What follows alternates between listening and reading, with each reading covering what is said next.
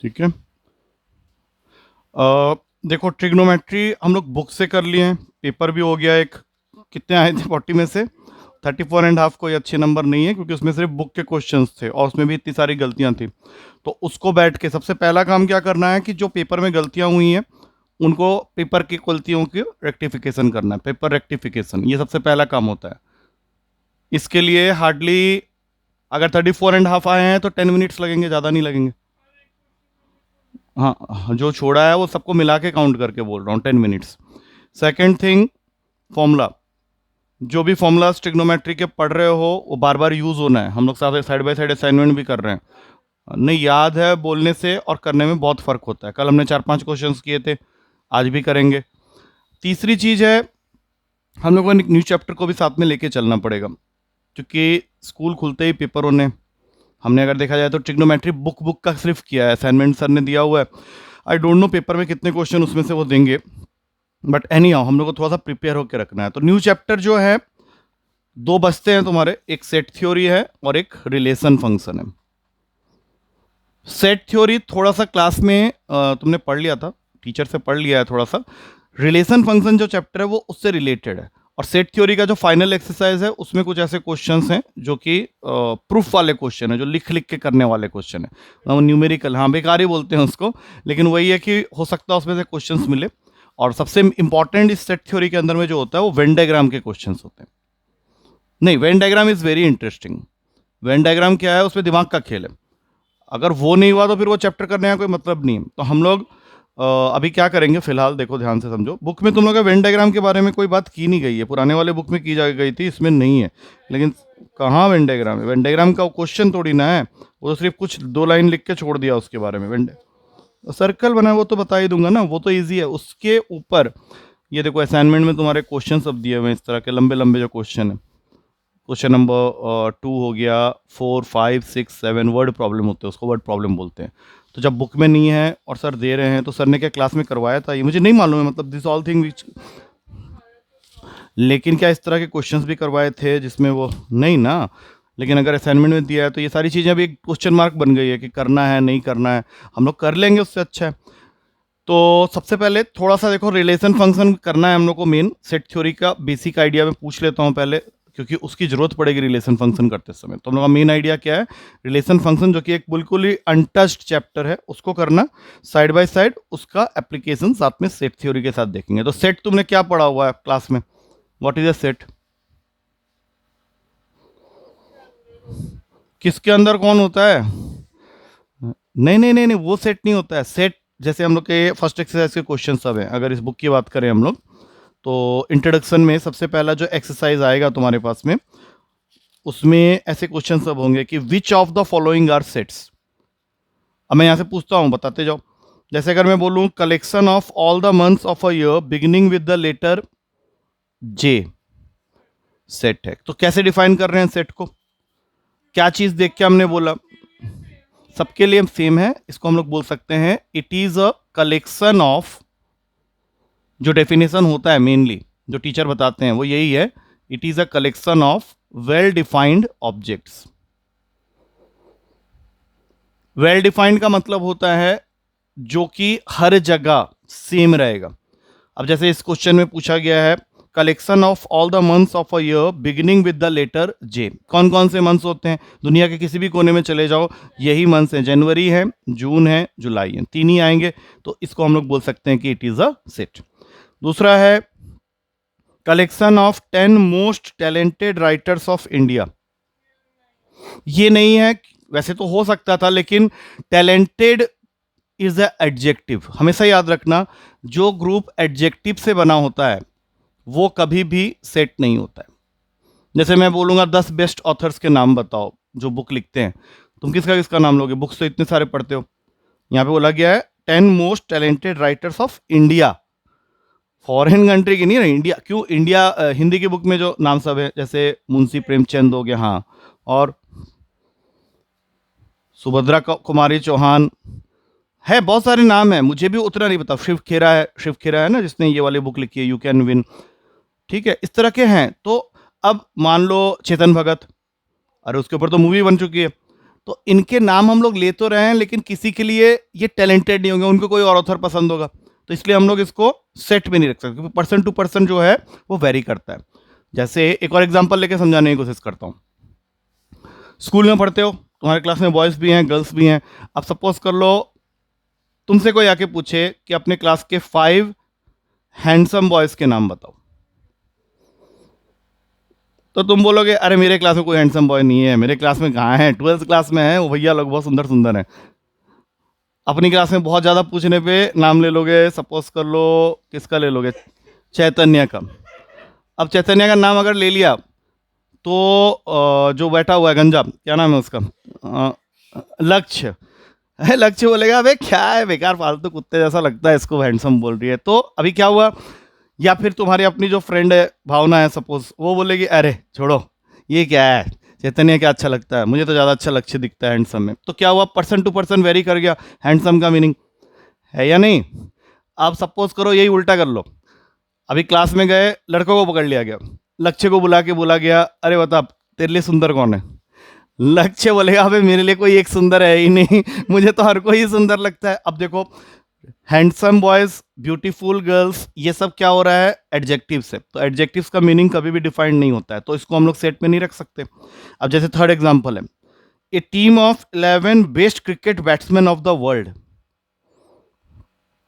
Again the same thing, अब तुम best किसको डिसाइड कर रहे हो, तुम्हारे लिए विराट कोहली बहुत अच्छा हो, किसी के लिए नहीं भी हो सकता है, तो ये सारे सेट नहीं होंगे। Collection of all boys in your class, ये सेट है, क्योंकि बॉयज तो बॉयज है, तुम्हारे क्लास का है तो उसको बॉयज ही बोलेंगे, 12वीं क्लास के बच्चे तुम्हारे क्लास के बॉयज को गर्ल्स थोड़ी ना बोलेंगे, and they are countable as well. Collection of all natural numbers less than 100 set है, क्योंकि लेस देन 100 जो भी नेचुरल नंबर्स हैं वो कहां पे आके खत्म हो जाएंगे, 1 पे, काउंट कर सकते हैं आराम से, और हर जगह यही रहेगा। A collection of novels written by writer Munshi Premchand set है, क्योंकि मुंशी प्रेमचंद ने कितनी किताबें लिखी है वो सब काउंट की जा सकती है, हम लोग उसको रख सकते हैं, और ये कहीं भी चले जाओगे तो वो रहेगा ही रहेगा। Collection of all even integers set है, even integers even integers. Collection of questions in this chapter set है। Collection of most dangerous animals of the world, नहीं है। डेंजरस का मीनिंग देखो, डेंजरस वैसे तो देखो लायन को कोई नहीं बोलेगा कि नहीं अरे लायन तो मेरा पालतू जानवर है, नहीं ऐसा नहीं होता है, लेकिन देन अगेन डेंजरस का मीनिंग वेरी करता है। क्या हुआ, रुक जा रहा है क्या, कुछ प्रॉब्लम हो रही है, नहीं। तो ये पहला था। अब बताओ इसी चैप्टर के अंदर में इस साइन का मतलब पता है, और अगर इसके ऊपर में ऐसे डैश डाल दें, नहीं है। तो सपोज कर लो क्वेश्चन नंबर 2 है जिसमें लिखा हुआ है a इज इक्वल्स टू 1 2 3 4 5 6, और उसके नीचे उसने क्या किया, कुछ क्वेश्चन बना दिए। क्वेश्चन का पहला पार्ट है 5 डैश a, तो कौन सा साइन आएगा, ये वाला या ये वाला। तुमने अभी क्या बोला कि हाँ ऊपर वाला, बिलोंग्स टू उसको बोलते हैं इंग्लिश में बिलोंग्स टू, और नीचे वाले को बोलते हैं डज नॉट बिलोंग टू। तो ये तो बहुत सिंपल सा क्वेश्चन हो गया, इसको डिस्कस करने की जरूरत नहीं है। अच्छा, उसके बाद एक चीज होती है, सेट को रिप्रेजेंट करने के लिए हम लोग के पास 2 फॉर्म होते हैं। कोई भी सेट को हम लोग 2 तरीके से लिख सकते हैं। एक होता है तुम्हारा रोस्टर फॉर्म, और दूसरा होता है तुम्हारा सेट बिल्डर फॉर्म। पढ़े हो इसके बारे में, सुने हो। तो रोस्टर फॉर्म कह सकते हैं इजी होता है, सेट बिल्डर, बिल्डर मतलब तुमको कुछ इसमें बिल्ड करना पड़ेगा, इंग्लिश के हिसाब से इसको लिखना पड़ेगा, तो थोड़ा सा लंबा होता है, बट हमारे पास में दोनों के ऊपर में क्वेश्चन है। सबसे पहले तो रोस्टर फॉर्म में अगर कोई सेट को लिखना है तो हमेशा याद रखना क्वेश्चन तुमको सबसे पहले सेट बिल्डर फॉर्म में मिलेगा। जैसे फॉर एग्जाम्पल क्वेश्चन नंबर 3 इस एक्सरसाइज का जो पहला क्वेश्चन है उसके अंदर, उसमें लिखा हुआ है ऐसा करके, एक्स के बाद 2 डॉट डाला, फिर एक्स लिखा, और फिर लिखा इज एन इंटीजर, और साथ में क्या लिखा हुआ है, and -3 less than equals to X less than 7। जब हम लोग इसको देखेंगे तो सबसे पहले तो ये समझ लो कि ये लिखा हुआ है अभी सेट बिल्डर फॉर्म में। एक सेकंड पहले सुन लो क्या बोल रहा हूं, क्योंकि अभी आगे के सारे क्वेश्चन उसी के ऊपर में। ये क्वेश्चन फिलहाल सेट बिल्डर फॉर्म में है, जिसको हम लोग कैसे पढ़ते हैं मैं बताता हूं। इस ब्रैकेट का मतलब होता है set of all, set of all क्या, एक्स, और डबल डॉट का मतलब होता है सच दैट, तो अब अगर मैं इसको कंप्लीटली पढ़ता हूं तो मैं क्या पढ़ूंगा, A is the set of all x such that x is an integer and x is greater than or equals to -3 but less than 7। तो तुम्हें जब इसको रोस्टर फॉर्म में लिखना है तो फिर से यही करली ब्रैकेट बनेंगे, लेकिन अब कोई इंग्लिश के वर्ड यूज नहीं करने हैं, हमें सिर्फ एलिमेंट्स को लिखना है। एलिमेंट्स का मतलब जो वैल्यूज इसके अंदर आएंगी और उसको कॉमा से सेपरेट करते हुए जाना है। तो सबसे पहला वैल्यू बताओ, -3, क्योंकि इक्वल भी है। -3, उसके बाद -2, फिर -1, 0, 1 2 3 4 5 6 तक, 7 इंक्लूडेड नहीं है। ये इसका कौन सा फॉर्म हुआ, रोस्टर फॉर्म। अब उसके बाद जो क्वेश्चन सब हैं आई होप कर लोगे, मैं जल्दी जल्दी यहां लिखता हूं, जल्दी जल्दी करते जाओ। सेकंड क्वेश्चन में बोला हुआ है कि अब पहले मैं इसको यहां लिख देता हूं, मुझे पढ़ के बताना क्या लिखा हुआ है, अभी नहीं, जब मुझे लिख दूंगा तब बताना, और फिर इसका साथ में आंसर बताना। चलो अब बताओ क्या लिखा हुआ है। b इज इक्वल्स टू, नहीं तो मैंने बोला नहीं था, b is the set of all, बिल्कुल भी नहीं, b is the set of all x such that x is a natural number. देखो पढ़ना तो सीखना पड़ेगा, क्योंकि अभी फिलहाल क्वेश्चन अभी ऐसा दिए रखा है, अभी क्या होगा, ऐसा ऐसा लिखना पड़ेगा हम लोग को। क्या पढ़ेंगे, फिर से बोल रहा हूं, देखो ध्यान से, अब तीसरी बार से पढ़ लेना। b is the set of all x such that x is a natural number less then 6। अब इसको हम लोग जब लिखेंगे, बोलो क्या क्या आएगा, लेस देन 6। बस इसको ऐसे लिख के साइड हो जाना है, क्वेश्चन खत्म।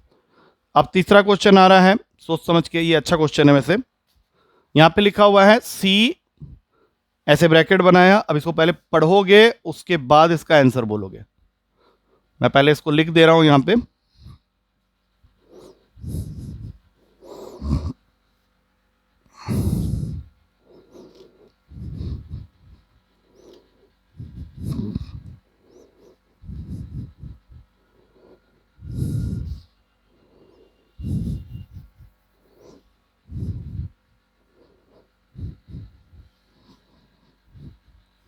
पढ़ो क्या लिखा हुआ है। ओए,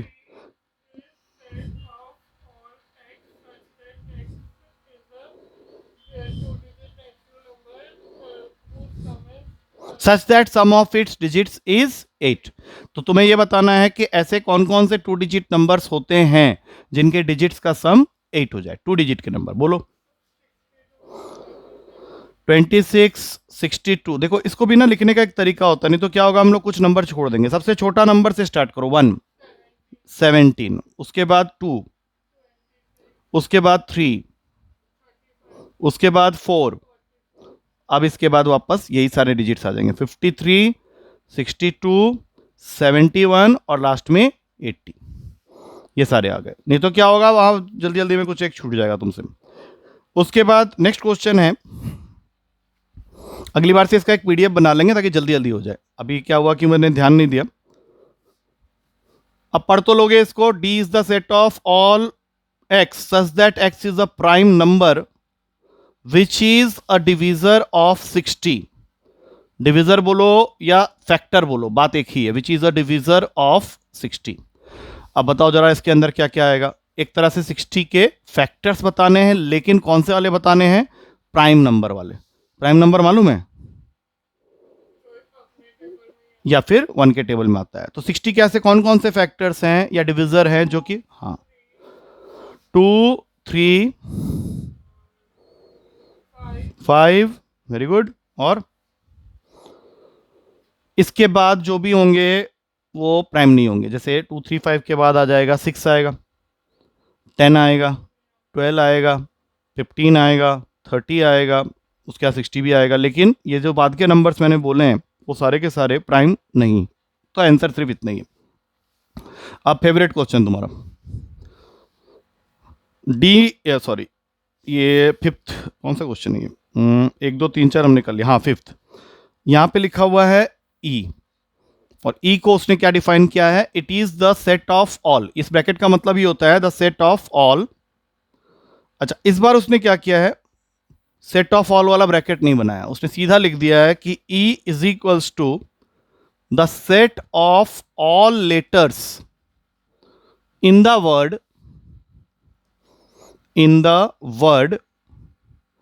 वर्ड है ट्रिग्नोमेट्री, तभी बोल रहा था तेरा फेवरेट। अब देखो यहां पे एक चीज का ध्यान रखना, जब हम लोग set of all letters in the word बोल रहे हैं तो हमें सिर्फ वो वाले लेटर्स लिखने हैं जो एक बार आए। मतलब कोई लेटर अगर 2 बार आ रहा है तो 2 बार नहीं लिखना है, जो जो लेटर यूज हुए हैं सिर्फ उन्हीं को लिखना है। अब जैसे फॉर एग्जाम्पल हम लोग इसको लिखना स्टार्ट करेंगे, सबसे पहले आएगा टी, फिर आएगा आर, फिर आएगा आई, उसके बाद आएगा जी, उसके बाद आएगा ओ, उसके बाद आएगा एन। अब यहां पे सोचो, अगर एक बार और ओ लिख देंगे तो 2 बार हो जाएगा, तो वो नहीं करना, रिपीटेशन इज नॉट अलाउड। तो उसके बाद आएगा एम, उसके बाद आएगा ई, उसके बाद फिर प्रॉब्लम होगी, टी आर दोनों नहीं आ सकते क्योंकि ऑलरेडी आ चुका है, यहां पे एक वाई, खत्म। आ रहा है समझ में? उसके बाद इसी का 6th और फाइनल पार्ट, इसमें दिया हुआ है एफ इज इक्वल्स टू, ये बताना खुद ही, the set of all letters in the word better, in the word better हो जाएगा, BETTER। हाँ, बस खत्म। ऐसे क्वेश्चन तो आराम से कर लोगे। अब इस क्वेश्चन में क्या था कि क्वेश्चन हमें सेट बिल्डर फॉर्म में देख के रोस्टर फॉर्म में लिखने के लिए बोल रहा था। अब होगा डिफिकल्ट काम। अब रोस्टर फॉर्म में देगा मतलब खाली एलिमेंट्स देगा, उसको पूरा इंग्लिश से हम लोग को लिखना पड़ेगा सेट बिल्डर फॉर्म में। तो लेट्स ट्राई 4th क्वेश्चन का फर्स्ट पार्ट। क्वेश्चन है, इस सेट का कोई भी नाम ले लो ए, और इसके अंदर एलिमेंट दिया हुआ है 3, 6, 9, 12। अब बताओ इसको कैसे लिखोगे। अभी हमने क्या सीखा उसके हिसाब से पहले तो ऐसे लिख लो, the set of all x such that x. कैसे डिफाइन करोगे?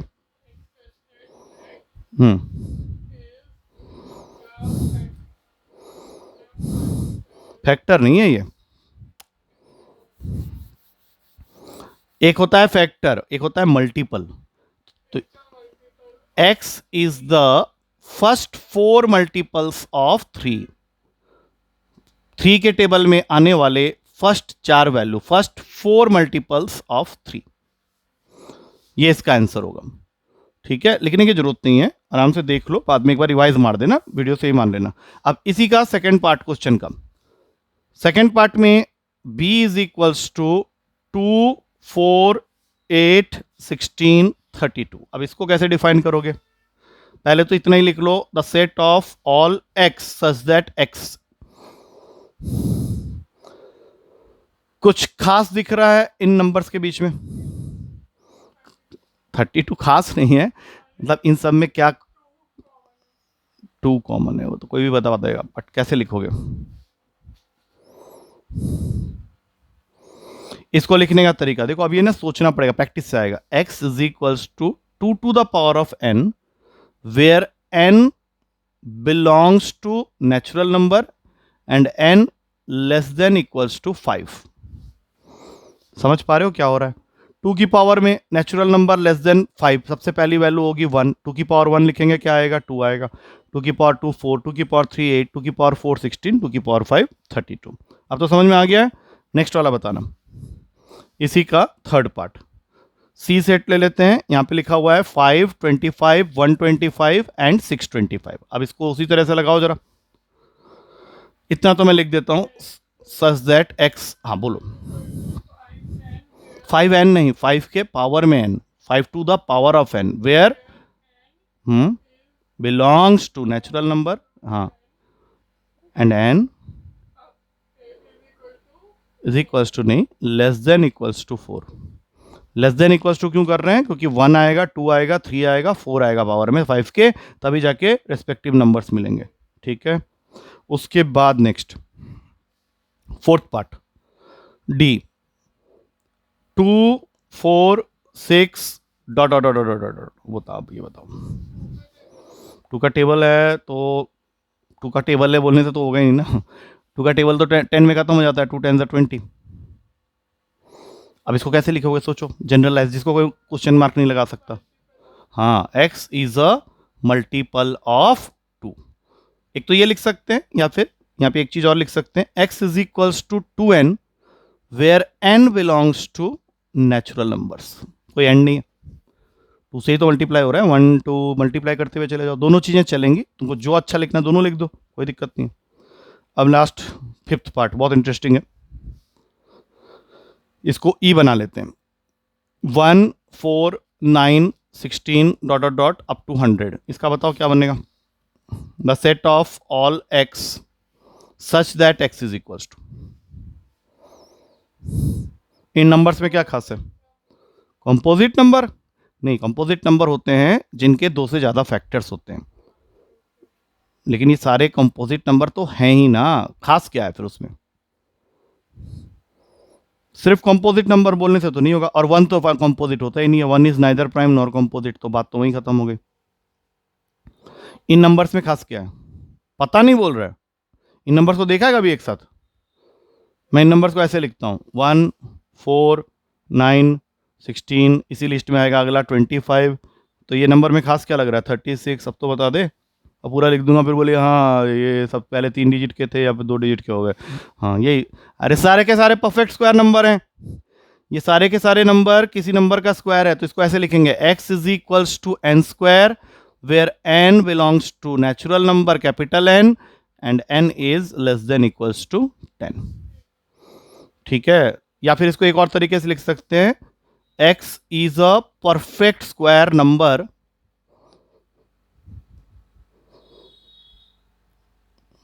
लेस देन इक्वल्स टू 100, ज्यादा अच्छा ऊपर वाला ही लग रहा होगा, लेकिन अगर ये भी लिखना पड़े तो लिख सकते हैं, कोई दिक्कत नहीं। रिप्रेजेंटेशन आ गया, सेट डिसाइड करने आ गया, roster form set builder form आ गया। अब अगला क्वेश्चन अगेन तुमको क्या बोल रहा है कि list all the elements in the following set. पहला question, a is equals to the set, a is the set of all x such that x is an odd natural number।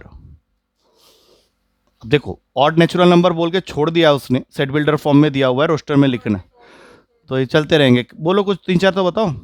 सबसे पहला odd natural number 1 कहाँ गया बे, 3 5 7 dot dot dot, खत्म।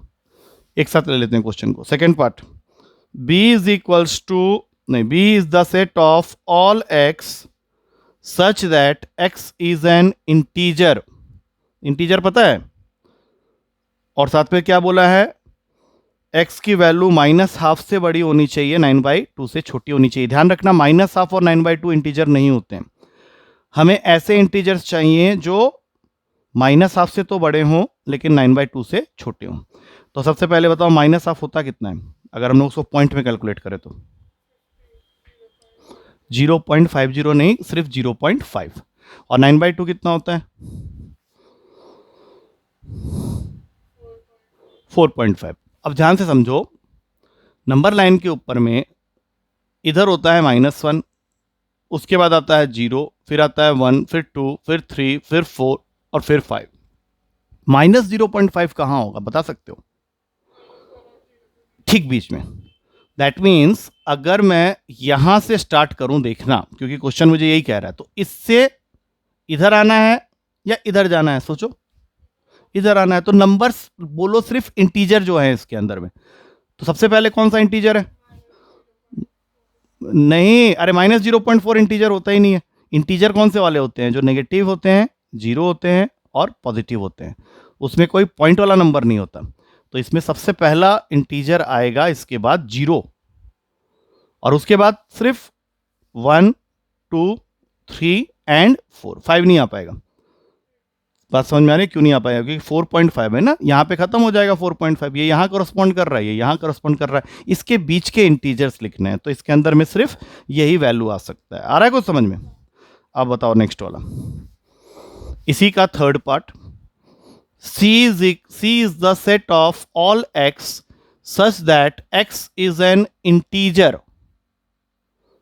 and x square is less than equals to 4। अब यहां पे ये सोचना है कि ऐसे नंबर जो किसी नंबर का स्क्वायर हो और 4 या 4 से कम हो, ऐसे कौन कौन से नंबर, ओके 2 ठीक है, इंटीजर ध्यान रखना पॉजिटिव नेगेटिव दोनों आ सकता है। क्या सिर्फ, हाँ -2 और 2, अभी ध्यान सुनो, ये दोनों तो यहां बैठ गए फर्स्ट और लास्ट में, उसने बोला है लेस देन भी हो सकता है 4 से। और कौन सी वैल्यू हो सकती है 4 से 1, उसके लिए क्या क्या आएगा, -1 और 1। अच्छा एक नंबर और हो सकता है 0, बीच में डाल दो 0, खत्म। इसको छोड़ के और कोई नहीं हो सकता, क्योंकि x को हमें इंटीजर रखना, ये x की वैल्यूज। आप सोचो अगर मैं -2 यहाँ पे डालूं तो 4 हो जाएगा, -1 डालूं तो 1 हो जाएगा जो कि लेस देन 4 है, 0 डालूं x की जगह 0 का स्क्वायर 0 लेस देन 4 हो जाएगा, फिर 1 फिर 2 तब जाके होगा। आ रहा है समझ में? फोर्थ क्वेश्चन, ये तो इजी है। The set of all x such that x is a letter in the word loyal। ऐसे क्वेश्चन तो आप कर लोगे, लॉयल के लोगे लिखो, क्या क्या लिखोगे बताओ, L, O, Y, A, that's it, लोया। ठीक है, अच्छा अब बताओ, ये तो ऐसे ही बता दो, लिखूंगा नहीं इसको। E is the set of all x such that x is a month of a year not having 31 days। Not having 31 days, खाली फर्स्ट लेटर सब बताना। हाँ, फेब्रुवरी सबसे पहले आया, उसके बाद मार्च में तो 31 डेज होते हैं।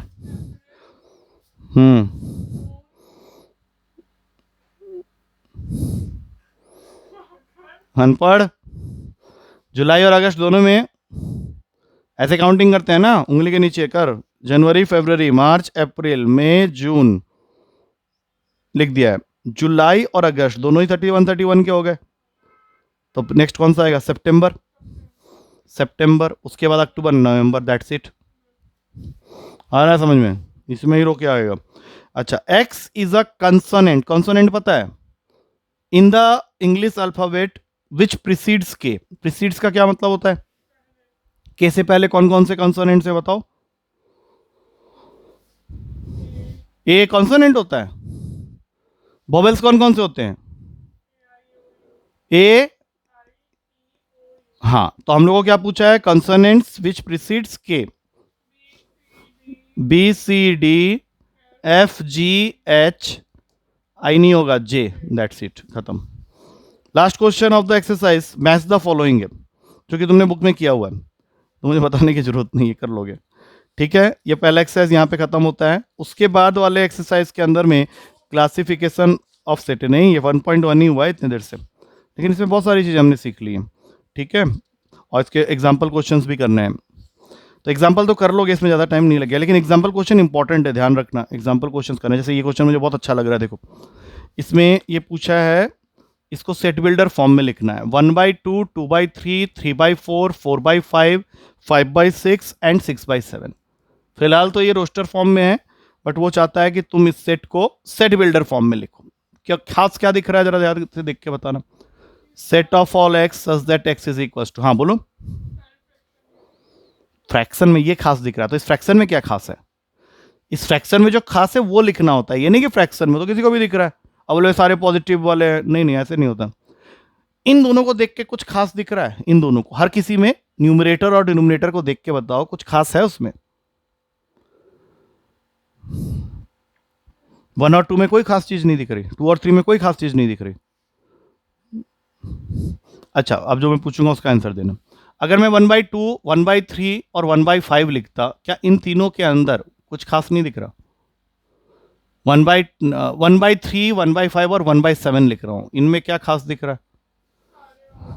सारे ऑर्डर। ठीक है, अब मैं बताता हूं क्या खास हो रहा है। क्या इन दोनों के बीच का डिफरेंस देखा, कितने का है? 1 का। क्या हर किसी में?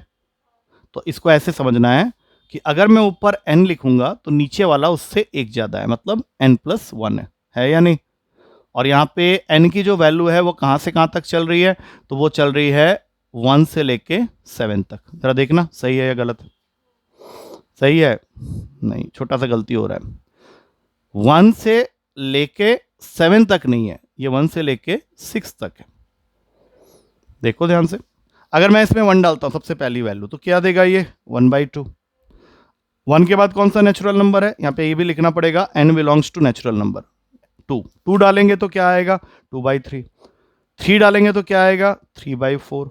4 डालेंगे तो क्या आएगा 4/5, 5 डालेंगे तो क्या आएगा 5/6, 6 डालेंगे तो क्या आएगा 6/7। अगर मैंने 7 लिख ही दिया तो 7/8 चाहिए मुझे, वो तो है ही नहीं हमारे पास। आया समझ में? अच्छा, अब एक मैच द फॉलोइंग करके बताओ। देखें, मैं पूरा का पूरा लिख के दे रहा हूं। एक सेट ये है तुम्हारा ए कॉलम, ये है तुम्हारा बी कॉलम। इसमें लिखा हुआ है 1 2 3 एंड 4। PRINCAL,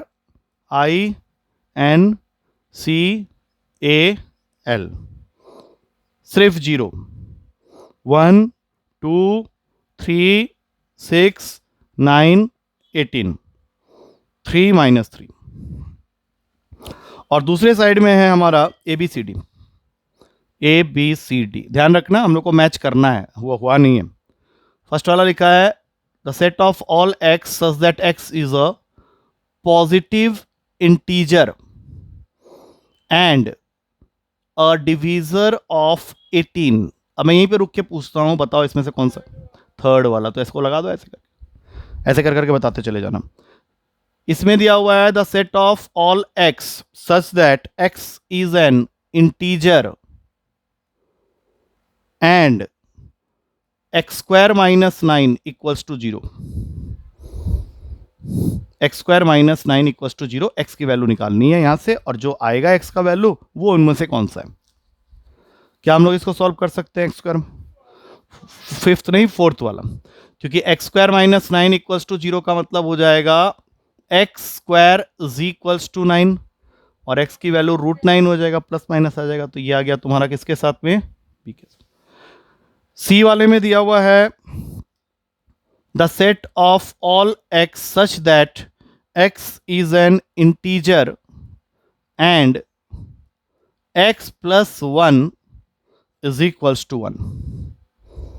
सेकेंड वाला, ये तो इतना प्यार से पता चल ही जा रहा, और क्या। डी ऑप्शन में दिया हुआ, अब जो डी ऑप्शन है वो तो होगा ही होगा। अच्छा, इसका बनाना जरा, क्या बनेगा?